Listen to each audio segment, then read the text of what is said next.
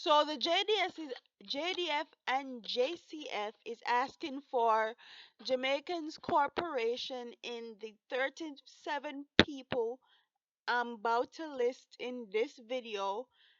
They are wanted for a wide range of things from shootings and murder. Most of them are murders. If you guys have any information, they are asking for your help. Okay? Them alone can do it.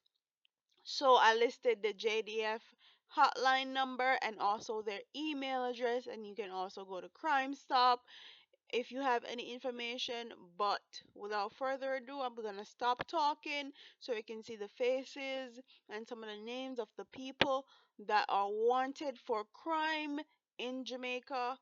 And don't forget to like, comment, share, and subscribe to your girl here on YouTube.